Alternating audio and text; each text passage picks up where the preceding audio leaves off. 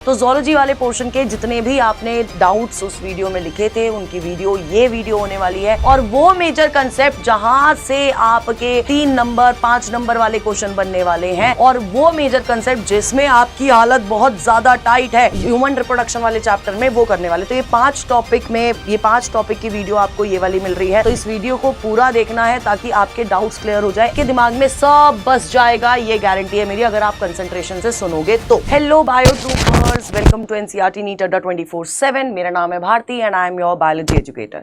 सो basically कल आपकी जो क्लास हुई थी उसमें आप लोगों ने बोला था कि मैम थोड़े थोड़े कंसेप्ट है जो समझ में ही नहीं आ रहे हैं, उनके लिए एक डेडिकेटेड वीडियो बना दो। अब आपने बोला और हम ना करें, ऐसा तो हो नहीं सकता। तो ज़ूलॉजी वाले पोर्शन के जितने भी आपने डाउट्स उस वीडियो में लिखे थे उनकी ये वीडियो होने वाली है।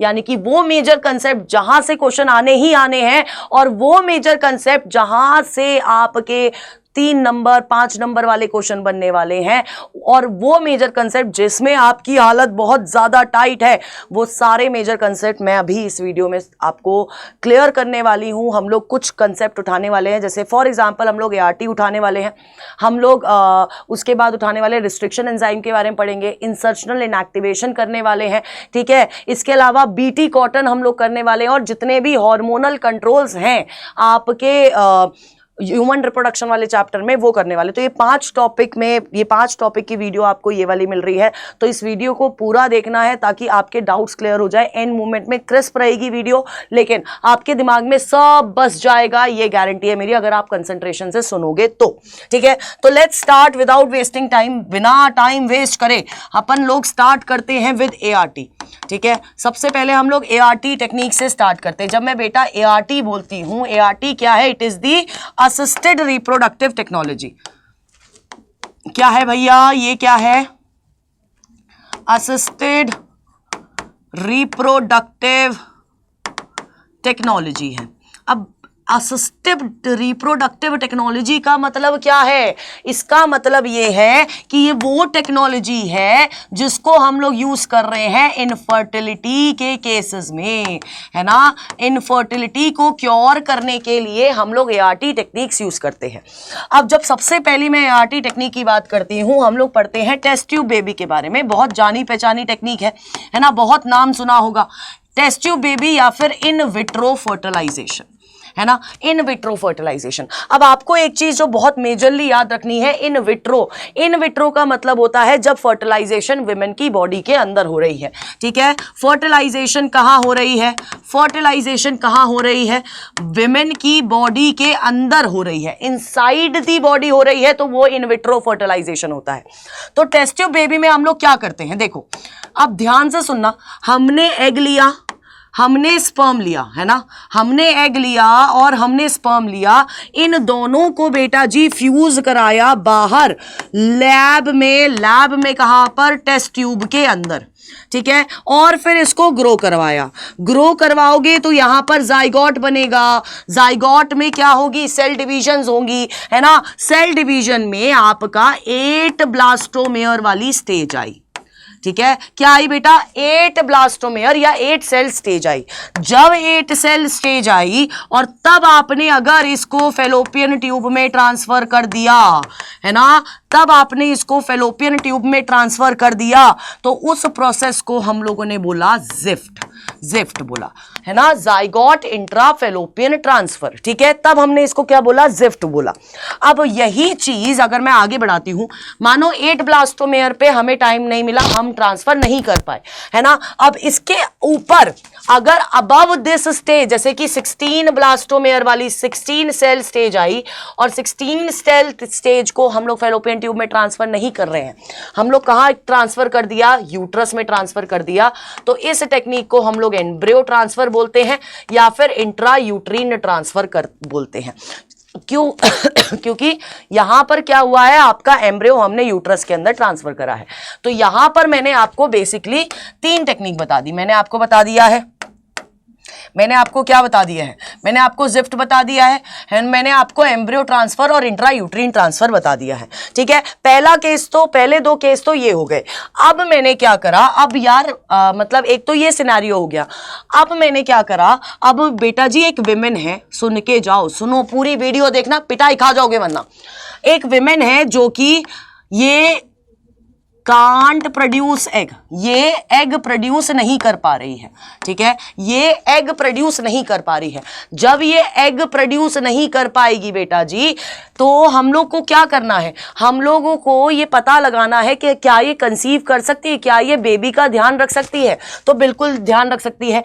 एक विमेन है जो कि एग प्रोड्यूस नहीं कर पा रही है, लेकिन उसकी यूट्रस हेल्दी है, यूट्रस हेल्दी है, यानी कि ये जो है वो बेबी डेवलप कर सकती है ना, ये बेबी डेवलप कर सकती है, बस एग की प्रॉब्लम आ रही है। तो हम क्या करेंगे इस केस में, हम इस विमेन के अंदर एग इसकी फेलोपियन ट्यूब के अंदर डाल देंगे। एग कहाँ डालेंगे, विमेन की फेलोपियन ट्यूब के अंदर। जब हमने एग डाल दिया तो इस केस को हमने क्या बोला, इस केस को हमने बोला आपका gift, gamete intrafallopian transfer. Egg की प्रॉब्लम आ रही थी भैया, इस विमेन में एग प्रोड्यूस नहीं हो रहे थे, तो हमने एग लिया, डोनर एग लिया, उसको फेलोपियन ट्यूब में ट्रांसफर कर दिया और इस टेक्निक को हमने बोला गिफ्ट। अब देखो, जब तुमने एग भी अंदर पहुंचा दिया है, स्पर्म भी बॉडी के अंदर जाएगा, तो गिफ्ट में कैसी फर्टिलाइजेशन दिखेगी आपको, इन वीवो फर्टिलाइजेशन दिखेगी। यानी कि क्या दिखेगी, बॉडी के अंदर अगर फर्टिलाइजेशन हो रही है तो इन वीवो हो गई, बॉडी के बाहर है ना, बॉडी के बाहर अगर फर्टिलाइजेशन हो रही है ना, बॉडी के बाहर अगर फर्टिलाइजेशन हो रही है तो वो आपकी इन विट्रो फर्टिलाइजेशन हो गई, ठीक है। एक तो ये हो गया। अब हमने तीन आपके क्या पढ़ लिए, तीन केस पढ़ लिए। अब एक केस है बेटा जी जहां पर क्या हो रहा है, एक आदमी है, एक मेल है जिसकी स्पर्म काउंट लो है, जिसकी स्पर्म काउंट लो है। अब इस आदमी को बच्चा चाहिए। अब ये आदमी को बच्चा कैसे मिलेगा, है ना। तो बेटा जी स्पर्म काउंट लो है, यानी कि फर्टिलाइज नहीं कर पा रहा है एग को। तो हम क्या करेंगे इस केस में, हम लोग डोनर स्पर्म लेंगे। विक्की डोनर्स मूवी सबने देखी होगी। हम लोग क्या लेंगे बेटा जी, हम लोग डोनर स्पर्म लेंगे। जब डोनर स्पर्म हम लेंगे, उसको अगर मैं कहाँ डालूंगी, विमेन की वजाइना के अंदर इंसेमिनेट करूंगी, विमेन की वजाइना के अंदर इंसेमिनेट करूंगी, तो इस प्रोसीजर को मैं आर्टिफिशियल इंसेमिनेशन बोलूंगी। और अगर यही डोनर स्पर्म मैंने विमेन की यूट्रस के अंदर ट्रांसफर करे, इंसेमिनेट करे, तो मैं इसको इंट्रा यूट्रीन इंसेमिनेशन बोलूंगी। क्या बोलूंगी, इंट्रा यूट्रीन इंसेमिनेशन बोलूंगी। क्लियर है, क्लियर है बेटा, इतना बताओ, इतना क्लियर है। तो यहां पर हमने ये वाली टेक्निक भी कर ली और ये वाली टेक्निक भी कर ली, ठीक है। तो आपकी असिस्टेड रिप्रोडक्टिव टेक्नोलॉजीज क्या होती है, वो टेक्नोलॉजीज जो इनफर्टिलिटी क्योर करने के काम आती है, ठीक है। एक और टेक्निक क्या है, एक और टेक्निक है बेटा जी, जब मैंने ओवा के अंदर डायरेक्टली स्पर्म इंसर्ट कर दिया, इस टेक्निक को मैं क्या बोलूंगी, इंट्रा साइटोप्लाज्मिक स्पर्म इंजेक्शन बोलूंगी, ठीक है। ये मैं कहां करूंगी, ये मैंने सब कुछ किया है लैब के अंदर। तो ये आपकी हो गई लास्ट एआरटी, ये क्या हो गई, आखिरी एआरटी हो गई, ठीक है। इसके बाद हम लोग को कौन सा टॉपिक करना था, इसके बाद अपन लोगों को करना है बेटा जी नेक्स्ट टॉपिक, जिसका नाम है रिस्ट्रिक्शन एंजाइम, ठीक है। नेक्स्ट टॉपिक कौन सा है बेटा जी, जिसका नाम है रिस्ट्रिक्शन एंजाइम्स। अब बेटा रिस्ट्रिक्शन एंजाइम क्या होते हैं, रिस्ट्रिक्शन यानी कि रोकना, है ना, टोकना। रिस्ट्रिक्शन का मतलब क्या है, यहां पर ये वो एंजाइम है जो कि कट करने के काम आते हैं। अब किसको कट करेंगे, तुम्हें तो कट नहीं कर सकते हैं, किसको बेटा जी, डीएनए स्ट्रैंड को। इस केस में है ना, ये क्या करेंगे, डीएनए स्ट्रैंड्स को कट करेंगे। डीएनए के कौन से पार्ट को कट करेंगे, इनके फॉस्फोडाइस्टर बॉन्ड को कट करेंगे। क्या करेंगे बेटा जी, क्या करेंगे बेटा जी, इनके फॉस्फोडाइएस्टर बॉन्ड को कट करेंगे, ठीक है। यानी कि फॉस्फोडाइएस्टर बॉन्ड को तोड़ देंगे। और ये फॉस्फोडाइएस्टर बॉन्ड कहां प्रेजेंट है, बैकबोन में प्रेजेंट है। कहां प्रेजेंट है, बैकबोन ऑफ डीएनए में प्रेजेंट होता है, ठीक है। अब ये जो रिस्ट्रिक्शन एंजाइम है, ये रिस्ट्रिक्शन एंजाइम दो तरह के होते हैं। दो तरह के होते हैं, एक एक्सोन्यूक्लियस होता है और एक रिस्ट्रिक्शन एंडोन्यूक्लियस होता है। ठीक है, अब ये जो एक्सोन्यूक्लियस है बेटा, एक्सो यानी कि वर्ड क्या है, बाहर, बाहर रिप्रेजेंट कर रहा है। जब मैंने डीएनए के न्यूक्लियोटाइड बाहर से हटाए, है ना, एंड्स से, जब मैंने एंड के न्यूक्लियोटाइड हटा दिए, न्यूक्लियोटाइड कट करे, वो कौन करेगा, एक्सोन्यूक्लियस करेगा। और जब मैंने क्या करा है, जब मैंने न्यूक्लियोटाइड कहां के हटाए हैं, बीच में से, स्ट्रैंड के कहीं बीच में से मैंने न्यूक्लियोटाइड कट करे हैं, तो वो आपका रिस्ट्रिक्शन एंडोन्यूक्लियस करता है। ठीक है, रिस्ट्रिक्शन एंडोन्यूक्लियस की अगर मैं बात करूं, क्या कहते हैं इसको, मॉलिक्यूलर सीजर्स कहते हैं। अब ये जो रिस्ट्रिक्शन एंडोन्यूक्लियस है, ये जब हम लोग कट करते हैं हमें दो तरह के एंड मिलते हैं। ठीक है, एक आपका स्टिकी एंड मिलता है और एक आपका ब्लंट एंड मिलता है। अब मेरी बात सुनो, कान खोल के सुनना। ठीक है, देखो, जब एक सीक्वेंस को, फॉर एग्जांपल GAATTC है हमारा सीक्वेंस, ठीक है, GAATTC है हमारा सीक्वेंस, जब हमारा restriction enzyme away from the centre cut करेगा तो हमें क्या मिलेगा, स्टिकी एंड मिलेगा। ठीक है, कब कट, कहां कट करा है, अवे फ्रॉम दी सेंटर। जब अवे फ्रॉम दी सेंटर करेगा तो मुझे क्या मिलेगा, मुझे स्टिकी एंड मिलेगा। और वहीं पर जब बिल्कुल सेंटर में कट करेगा, फॉर एग्जांपल ये वाला सीक्वेंस हो गया, अगर बिल्कुल सेंटर में आके कट कर रहा है तो मुझे कौन से सीक्वेंस मिलेंगे, ब्लंट एंड्स मिलेंगे। कैसे सीक्वेंस मिलेंगे, ब्लंट एंड्स मिलेंगे। इनको स्टिकी एंड्स क्यों बोल रहे हैं, क्योंकि जब इसको कट करोगे ना तो हमें कैसे सीक्वेंसेस मिलेंगे, कॉम्प्लीमेंट्री सीक्वेंस मिलेंगे। और ये जैसे ही, फॉर एग्जांपल इन दोनों का भी ब्रेकअप हुआ है, अब ब्रेकअप हुआ है तो बेटा कुछ दिन रोना धोना होना चाहिए, नहीं करेगा। इसको जैसे ही अपना दूसरा कॉम्प्लीमेंटर स्ट्रैंड मिलेगा उसके साथ जाके चिपक जाएगा, इसलिए इसको स्टिकी एंड बोलते हैं। ब्लंट एंड, इनका ब्रेकअप हो गया, इसके बाद ये रिलेशनशिप में बहुत मुश्किल से आते हैं। ठीक है, और सबसे बड़ी बात, जब रिस्ट्रिक्शन एंजाइम कट करता है उसके लिए जरूरी है पैलिंड्रोमिक सीक्वेंस। इस पैलिंड्रोमिक सीक्वेंस को, यानी कि आप फॉर एग्जांपल एक वर्ड है मॉम, यहां से पढ़ो यहां से पढ़ो, क्या होता है, सेम पढ़ा जाता है। तो इन सीक्वेंस को ढूंढता है रिस्ट्रिक्शन एंजाइम और फिर उनको कट करता है, और इसलिए इन जहां पर ये सीक्वेंसेस प्रेजेंट होते हैं उनको हम लोग रिकॉग्निशन साइट बोलते हैं। क्या बोलते हैं, रिकॉग्निशन साइट बोला करते हैं। क्लियर है। अब रिस्ट्रिक्शन एंजाइम की नेमिंग की अगर मैं बात करूं, फॉर एग्जांपल हमारे पास एक रिस्ट्रिक्शन एंजाइम है EcoR1। पहला वर्ड रिप्रेजेंट करता है जीनस को, सेकेंड दो वर्ड रिप्रेजेंट करते हैं स्पीशीज को, R वर्ड रिप्रेजेंट करता है स्ट्रेन ऑफ द बैक्टीरिया को, और 1 रिप्रेजेंट कर रहा है किस ऑर्डर में हमने ये रिस्ट्रिक्शन एंजाइम एक्सट्रैक्ट करा है। ठीक है, अब रिस्ट्रिक्शन एंजाइम की अगर आप पूछोगी कि यार फर्स्ट टाइम किसने किया, तो हैमिल्टन स्मिथ ने HIND-2 एक्सट्रैक्ट किया था फर्स्ट टाइम 1972 में। ठीक है, तो आपको ये सारी चीजें हैं जो रिस्ट्रिक्शन एंजाइम के लिए याद रखनी है, अपने दिमाग में बैठा लेनी है। दूसरा टॉपिक इसी चैप्टर से जो आता है बेटा जी, जिससे आपके बहुत सारे क्वेश्चन पूछे जाते हैं, वो है इंसर्शनल इनएक्टिवेशन। Insertional inactivation. ठीक है, अब इंसर्शनल इनएक्टिवेशन, अगर इस वर्ड को भी देखोगे, दोनों वर्ड को हम लोग अगर देखते हैं, सोचते हैं इनके बारे में, क्या बोल रहा है ये वर्ड, ये बोल रहा है कि देखो बहुत सिंपल लैंग्वेज में, कि जब मैंने कहीं कुछ इंसर्ट करा, कहीं कुछ इंसर्ट करा किसी चीज में, ठीक है, तो वो चीज क्या हो गई, वो चीज इनएक्टिवेट हो गई, है ना। सिंपल चीज आपको याद रखनी है, इंसर्शनल इनएक्टिवेशन, जब तुमने कुछ इंसर्ट करा और वो चीज वहां पर इनएक्टिव हो गई तो वो आपका इंसर्शनल इनएक्टिवेशन हो रहा है। अब ये कैसे हो रहा है, क्यों हो रहा है, ये जानना बहुत जरूरी है ना, बताओ। फॉर एग्जाम्पल हमारे पास एक प्लाज्मिड है, ठीक है, हमारे पास भैया एक प्लाज्मिड है, उस प्लाज्मिड के पास क्या है, देखो ध्यान से देखिएगा इसे।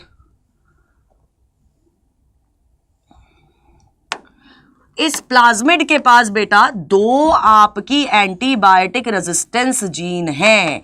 क्या है? इस प्लाज्मिड के पास दो एंटीबायोटिक रेजिस्टेंस जीन है, एक है एम्पिसिलिन रेजिस्टेंस जीन और दूसरी है बेटा जी टेट्रासाइक्लिन रेजिस्टेंस जीन। इसके अलावा इस प्लाज्मिड के पास क्या है? ओराई है।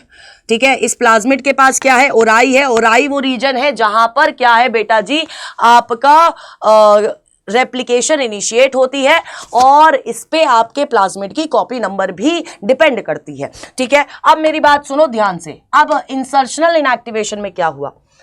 अभी ये जो प्लाज्मिड है, ध्यान से सुनना, अगर मैंने अभी ये प्लाज्मिड एज इट इज किसी होस्ट के अंदर डाला, एज इट इज ये होस्ट के अंदर डाल दिया, तो अभी इस होस्ट के पास भी एम्पिसिलिन और टेट्रासाइक्लिन रेजिस्टेंस जीन चली गई, यानी कि अभी ये होस्ट एम्पिसिलिन और टेट्रासाइक्लिन दोनों के अंदर ग्रो कर सकता है, क्योंकि इस होस्ट के पास एम्पिसिलिन रेजिस्टेंस जीन भी पहुंच गई है और टेट्रासाइक्लिन रेजिस्टेंस जीन भी पहुंच गई है।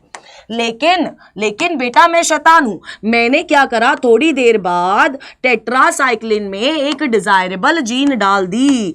मैंने थोड़ी देर बाद टेट्रासाइक्लिन में एक डिजायरेबल जीन डाल दी। जब मैं डिजायरेबल जीन डालूंगी तो टेट्रासाइक्लिन क्या हो जाएगा? इनएक्टिव हो जाएगा। क्या हो जाएगा? इनएक्टिव हो जाएगा। अब मैं इस प्लाज्मिड को अगर किसी होस्ट के अंदर डालती हूं, इस डिजायरेबल जीन वाले प्लाज्मिड को होस्ट के अंदर डालती हूं, तो बेटा क्या होगा? मेरी बात सुनो, तो वो एम्पिसिलिन रेजिस्टेंस जीन अभी भी इस प्लाज्मिड के पास है तो उधर ग्रो कर जाएगा, और टेट्रासाइक्लिन वाली इनएक्टिव हो गई है तो वहां पर ग्रो नहीं करेगा, वहां पर ग्रो नहीं करेगा। तीसरा केस क्या हो सकता है? तीसरा केस हो सकता है, हमने कोशिश करी कि प्लाज्मिड आ जाए, लेकिन होस्ट के अंदर प्लाज्मिड नहीं आया। होस्ट के अंदर अगर प्लाज्मिड नहीं है तो ये होस्ट ना टेट्रासाइक्लिन में ग्रो करेगा ना एम्पिसिलिन रेजिस्टेंस जीन में ग्रो करेगा। एक हमारा केस ये था। दूसरा केस था ब्लू व्हाइट स्क्रीनिंग का, है ना। दूसरा केस था बेटा जी ब्लू व्हाइट स्क्रीनिंग का। इसमें भी क्या हो रही है? इंसर्शनल इनएक्टिवेशन हो रही है। देखो कैसे हो रही है, सुनो मेरी बात। देखो हो क्या रहा है, हमारे पास फिर से एक प्लाज्मिड है, उस प्लाज्मिड का नाम है PUC8। इस प्लाज्मिड के पास एक जीन है जिसका नाम है लैक्जेड जीन। ठीक है, लैक्जेड जीन है। ठीक है, एक बेटा जी एम्पिसिलिन रेजिस्टेंस जीन भी, एक एंटीबायोटिक रेजिस्टेंस जीन भी है। इसके पास बेटा जी ओराई भी है। लेकिन अभी हमें मतलब क्या है? देखो, नॉर्मल कंडीशन में जब मैं ये लैक्जेड जीन वाला प्लाज्मिड किसी होस्ट के अंदर डाल रही थी, है ना, जब मैं इसको किसी होस्ट के अंदर डाल रही थी तो हो क्या रहा था? ये जो लैक्जेड जीन है ये कोड करता है बीटा गैलेक्टोसाइडेज के लिए। ये क्या बनाता है? बीटा गैलेक्टोसाइडेज बनाता है। और जब बीटा गैलेक्टोसाइडेज में हम लोग एक्स गैल डालते हैं तो क्या होता है? ये हमें ब्लू कलर देता है। क्या देता है? ब्लू कलर देता है। अब मैं अगर ये वाला प्लाज्मिड इसमें डालूंगी, इस बैक्टीरिया के अंदर डालूंगी, इस होस्ट के अंदर डालूंगी, और फिर मैं यहां पर एक्स गैल डालूंगी, तो मुझे कैसा कलर दिखेगा? ब्लू कलर दिखेगा, है ना। अब मानो मैंने क्या करा, मैं शैतान हूं, मैंने क्या करा, मैंने लैक्जेड जीन में क्या ऐड कर दी? डिजायरेबल जीन ऐड कर दी। क्या ऐड कर दी? डिजायरेबल जीन ऐड कर दी। जब मैंने डिजायरेबल जीन ऐड करी तो आपका लैक्जेड जीन क्या हो जाएगा? इनएक्टिव हो जाएगा। और जब मैं इस इनएक्टिव वाले प्लाज्मिड को इसके अंदर डालूंगी, होस्ट के अंदर डालूंगी, डिजायरेबल जीन वाले प्लाज्मिड को होस्ट के अंदर डालूंगी, तो अब क्या आपका प्लाज्मिड, क्योंकि उसका लैक्जेड जीन इनएक्टिव हो चुका है, तो क्या वो बीटा गैलेक्टोसाइडेज बनाएगा? नहीं बनाएगा। और जब बीटा गैलेक्टोसाइडेज नहीं बनाएगा तो हमें ब्लू कलर की जगह व्हाइट कलर की कॉलोनीज मिलेगी। ठीक है, अब यहां पर क्या हुआ? यहां पर नो बीटा गैलेक्टोसाइडेज, तो हमें व्हाइट कलर की कॉलोनीज मिली। हमें कैसी कॉलोनी मिली? हमें व्हाइट कलर की कॉलोनीज देखने को मिलती हैं। ठीक है, या ये आपका इंसर्शनल इनएक्टिवेशन होता है जो कि सिलेक्टेबल मार्कर्स की हेल्प से होता है। एंटीबायोटिक रेजिस्टेंस जीन आपकी यहां पर सिलेक्टेबल मार्कर की तरह काम करती हैं और ये पता कराती हैं कि कौन सा ट्रांसफॉर्मेंट है, कौन सा रिकॉम्बिनेंट है और कौन सा नॉन ट्रांसफॉर्मेंट या नॉन रिकॉम्बिनेंट है। ठीक है, अब ये हमारा तीसरा टॉपिक हो गया। चौथा टॉपिक है बेटा जी आपका BT कॉटन वाला है ना, बीटी कॉटन लिख रखा था। तो बेटा कुछ नहीं है, हम जो बीटी बैसिलस thuringiensis है उसको यूज करते हैं पेस्ट कंट्रोल करने के लिए, पेस्ट रेजिस्टेंस प्रोवाइड करने के लिए प्लांट को। तो बेटा हो क्या रहा था, देखो ये जो बीटी टॉक्सिन है, हमारे पास जो बैसिलस thuringiensis है, हमारे पास जो बैसिलस thuringiensis है, ये बैसिलस thuringiensis एक टॉक्सिन बनाता है जिसका नाम है बीटी टॉक्सिन। ये बीटी टॉक्सिन क्या होती है, इनएक्टिव होती है, ठीक है। इसको बीटी टॉक्सिन को बनाता कौन है, क्राई जीन बनाती है। और ये जीन ये क्या है, पेस्ट स्पेसिफिक है ना, पेस्ट स्पेसिफिक जीन है, यानी कि हर पेस्ट के लिए अलग टॉक्सिन बनाती है। अब यार हमारे प्लांट्स को, जब हमारे प्लांट्स को पेस्ट बड़े खराब करते हैं, है ना, प्लांट्स को क्या करते हैं, पेस्ट बड़े खराब करते हैं। तो अब हमने क्या करा, इस बीटी टॉक्सिन को हमने किसी प्लांट के अंदर डाल दिया, प्लांट के अंदर इंसर्ट करा। अब मेरी बात सुनो, जब इस प्लांट को कोई पेस्ट इन्वेड करेगा, है ना, तो पेस्ट के अंदर क्या जाएगा, प्लांट से इस पेस्ट के अंदर बीटी टॉक्सिन चला जाएगा। अब बीटी टॉक्सिन अभी तक इनएक्टिव था, अब वो क्या करेगा, जैसे ही पेस्ट की या इंसेक्ट की बॉडी के अंदर पहुंचेगा, उसकी मिड गट के अंदर पहुंचता है, उधर पर उसको दिखता है एल्कलाइन मीडियम, और एल्कलाइन मीडियम में ये बीटी टॉक्सिन एक्टिवेट हो जाता है, एक्टिव बीटी टॉक्सिन हो जाता है।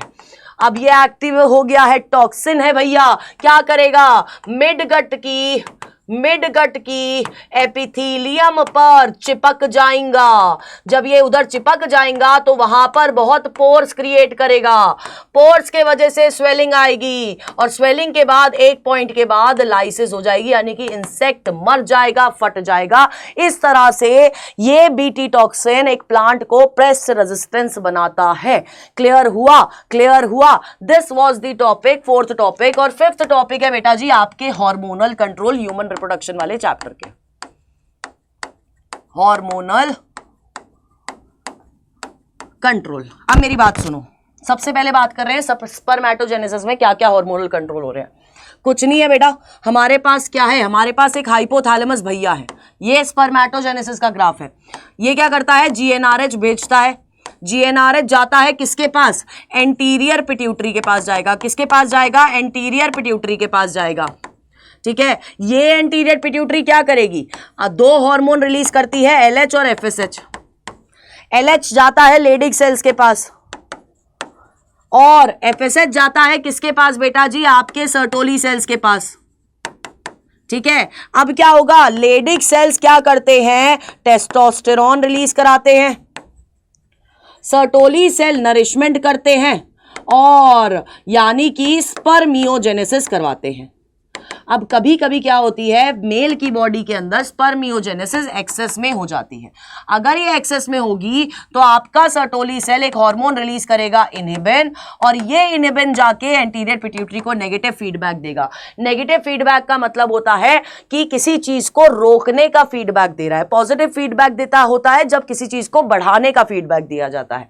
तो ये हमारा किसका है बेटा जी, ये स्पर्मेटोजेनेसिस के केस का हार्मोनल कंट्रोल है, स्पर्मेटोजेनेसिस के केस का हार्मोनल कंट्रोल है। नेक्स्ट क्या है, देखो मेरी बात, अब नेक्स्ट आ जाता है मेंस्ट्रुअल साइकिल। देखो मैं आपका वो पूरा ग्राफ नहीं बना रही हूं, आपको फ्लो चार्ट के फॉर्म में बताती हूं, बस सुनते रहना। आपको पता है कि फॉलिकुलर कब स्टार्ट होते हैं, फॉलिकल्स बनना शुरू होते हैं प्यूबर्टी में। होता क्या है, फिर से वही हाइपोथैलेमस भैया को बहुत चुल है, वो क्या करते हैं, जीएनआरएच भेजते हैं किसके पास, एंटीरियर पिट्यूटरी के पास। एंटीरियर पिट्यूटरी क्या करती है, सबसे पहले एफएसएच रिलीज करेगी, ठीक है। एफएसएच क्यों रिलीज होगी, क्योंकि फॉलिकल्स बनने हैं, है ना, फॉलिकल्स बनने हैं। अब ये फॉलिकल्स क्या करेंगे बेटा, यहां पर आपका थीका इंटरना बनेगी, थीका इंटरना की फॉर्मेशन होगी, तो आपकी थीका इंटरना यानी कि जो आपके फॉलिकल फॉर्म हुए हैं वो क्या करेंगे, ईस्ट्रोजन रिलीज करवाएंगे। अब ये ईस्ट्रोजन क्या करता है, एंटीरियर पिट्यूटरी को पॉजिटिव फीडबैक देता है, और एंटीरियर पिट्यूटरी खुश होके क्या करता है, एलएच भी रिलीज करता है। अब जब LH रिलीज होता है तो एक पॉइंट आता है जब आपका FSH, ईस्ट्रोजन और LH ये सब क्या होते हैं, पीक पर होते हैं, और उसके बाद आपकी ओव्यूलेशन हो जाती है। ठीक है, तो फॉलिकुलर फेज में हमारा प्रोजेस्टेरॉन का कोई रोल नहीं होता है। जब कॉर्पस ल्यूटियम डेवलप होगा तो कॉर्पस ल्यूटियम के डेवलपमेंट के लिए हमें LH भी चाहिए, FSH भी चाहिए। ये क्या करेगा, कॉर्पस ल्यूटियम को डेवलप करवाएगा मेजरली। कॉर्पस ल्यूटियम क्या करता है, प्रोजेस्टेरॉन रिलीज करवाएगा और ईस्ट्रोजन रिलीज कराएगा। अब जैसे ही आपकी बॉडी को सिग्नल मिल जाएगा कि भैया there is no fertilisation, no fertilisation, है ना, अगर आपकी बॉडी को सिग्नल मिलेगा देयर इज नो फर्टिलाइजेशन, तो ये ईस्ट्रोजन एंटीरियर पिट्यूटरी के पास जाएगा, नेगेटिव फीडबैक देगा, और एंटीरियर पिट्यूटरी फिर क्या करेगी, सब हार्मोन के लेवल डिक्रीज कर देगी, और फिर हार्मोन लेवल डिक्रीज करेगी, और फिर मेंस्ट्रुएशन हो जाएगी, यानी कि ब्लीडिंग हो जाएगी। This is the menstrual cycle का हार्मोनल कंट्रोल। ठीक है, सिंपलेस्ट वे में बताया मैंने आपको। ठीक है, नेक्स्ट हमारा और कहां आते हैं, उसके बाद बेटा जी हमारे प्लेसेंटा भैया हैं जो कुछ हार्मोन रिलीज करते हैं। अब ये प्लेसेंटा भैया क्या करते हैं, ये बेटा जी HCG रिलीज करेंगे, HPL रिलीज करेंगे, ईस्ट्रोजन रिलीज करेंगे, प्रोजेस्टेरॉन रिलीज करते हैं। ये 4 हार्मोन ये रिलीज करते हैं। ओवरी भैया लेटर स्टेज में, ये याद नहीं रहता इसलिए बता रही हूं, लेटर स्टेज में रिलैक्सिन भी रिलीज करती है। ठीक है, और पार्चुरेशन के टाइम पर आपका जो है मेटर्नल पिट्यूटरी है वो ऑक्सीटोसिन रिलीज करती है, और ये ऑक्सीटोसिन क्या करता है, कॉन्ट्रैक्शंस में हेल्प करता है। ठीक है, इस तरह से आपका आज का ये वाला सेशन होता है समाप्त। Thank you. एंड अभी आपको 6 बजे आज क्या मिलने वाला है, 6 PM, भूलना नहीं है बेटा। आज 6 PM आपको मिलने वाले हैं मोस्ट एक्सपेक्टेड क्वेश्चन हम लोग करने वाले हैं, चाहे वो सेक्शन A हो, सेक्शन B हो, C हो, D हो या E हो। तो अब मेरे को आप लोग चाहिए हो 6 बजे ओनली ऑन NCERT नीट अड्डा 24/7, क्योंकि बेटा आप जो मांग रहे हो वो सारी चीज़ हमारी टीम प्रोवाइड कर रहे हैं। मैं और परम सर बिल्कुल कोशिश कर रहे हैं कि आपका हर डाउट क्लियर हो। मैं और परम सर पूरी कोशिश कर रहे हैं। आपने ये बोला कि मैम इन कुछ टॉपिक्स पे वीडियो बना दो, हमें दे दो अलग से वीडियो, ये भी बना दी गई है। आप लोगों को बहुत क्लियरली पता है, मुझे पता है आप लोग बहुत मेहनत कर रहे हो। जितनी मेहनत आप कर रहे हो ना बेटा जी, ट्रस्ट करो उससे ज़्यादा मेहनत हम लोग कर रहे हैं। तो मैं बस आपसे ना एक चीज़ बोलूँगी कि ये 6 बजे वाली वीडियो में आइएगा। ये वीडियो आपके लिए है, ये लाइव सेशन आपके लिए होगा, है ना, जिसमें हम लोग मोस्ट एक्सपेक्टेड क्वेश्चंस करेंगे। एंड बेटा जी आई वांट यू ऑल कि आप लोग के 70/70 आएँ। तो हम लोग बोलेंगे भी, हम लोग फोड़ेंगे भी, 70/70 तो लाके रहेंगे। Till then stay tuned on NCERT NEET अड्डा 24/7। और जिसने अभी तक टेलीग्राम चैनल ज्वाइन नहीं करा है वो जाके हमारा NCERT नीट अड्डा 24/7 का टेलीग्राम चैनल ज्वाइन कर लो, जिसका लिंक आपको डिस्क्रिप्शन में मिल जाएगा। एंड मिलते बेटा शाम को 6 बजे फिर से ओनली ऑन NCERT नीट अड्डा 24/7। तब तक के लिए ऑल द बेस्ट।